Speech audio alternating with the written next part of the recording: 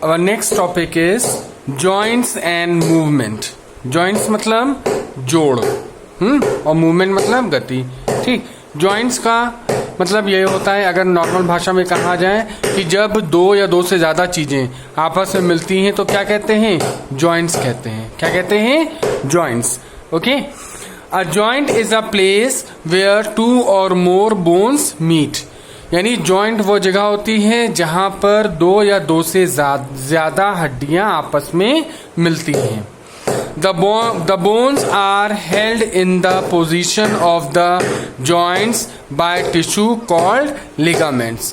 यानी कि जो हड्डियां होती हैं वो जब आपस में मिलती हैं तो किसकी सहायता से मिलती हैं? एक टिश्यू होते हैं जिसकी हेल्प से वो हड्डियां आपस में जुड़ती हैं, जिनको हम कहते हैं लिगामेंट्स. क्या कहते हैं?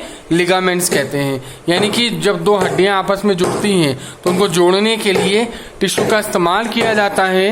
उस टिश्यू को हम कहते हैं ligaments. Okay. At the joints the bones are covered by a soft tissue called cartilage. और एट द जॉइंट, और जॉइंट पे ही क्या होता है? ये जो जहां पे जुड़ती हैं हड्डियां वो कवर की जाती हैं सॉफ्ट टिश्यू, एक मुलायम टिश्यू से क्या की जाती हैं? कवर्ड की जाती हैं, जिन्हें हम कहते हैं कार्टिलेज. क्या कहते हैं? कार्टिलेज कहते हैं. ठीक है.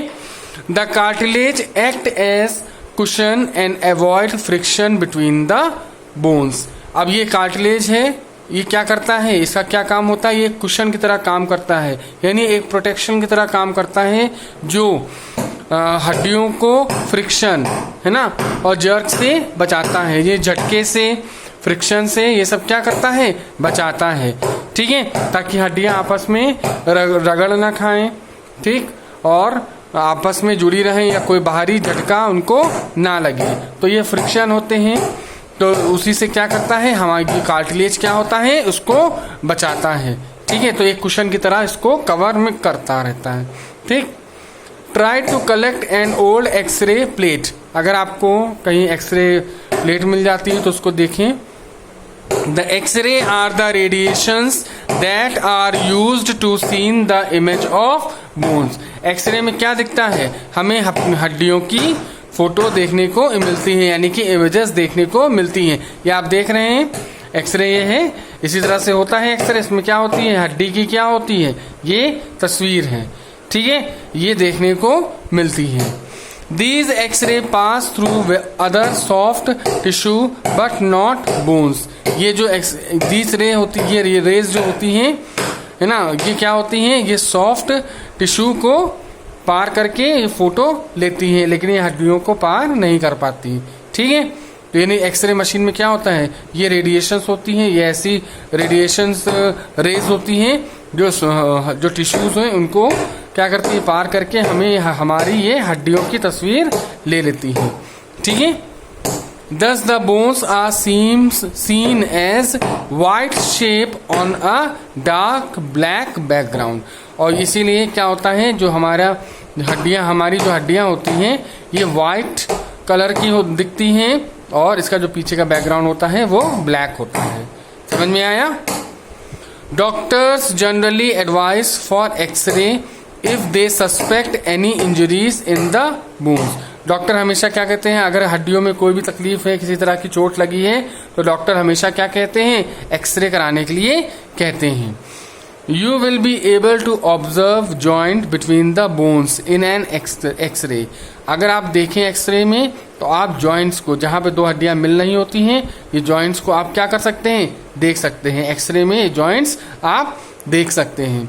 The picture given alongside is an x ray plate of human hand. यानी ये जो पिक्चर दी हुई है ये एक किसी मनुष्य के हाथ का ये एक्सरे है. इसी में दिख रहा है, आपको हड्डियों की तस्वीर दिख रही है, हड्डियां आपस में मिली हैं तो जॉइंट दिख रहा है. ठीक है.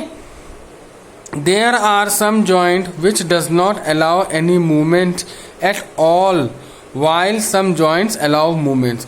अच्छा, कुछ ऐसी हड्डियां होती हैं जिनमें मूवमेंट होता है, यानी कि वो हड्डियां गतिमान होती हैं. ठीक है. लेकिन कुछ ऐसी बोन्स होती हैं जो मूवमेंट नहीं करती, बिल्कुल भी स्टेबल रहती हैं, वो मूवमेंट भी किसी तरह का मूवमेंट नहीं करती. ठीक. Based on this the bones are characterised as immovable and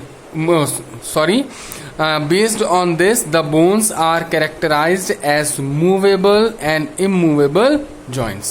ठीक, और इसी के आधार पर जो हड्डियां हैं उन्हें हम दो कैटेगरीज में डिवाइड करते हैं.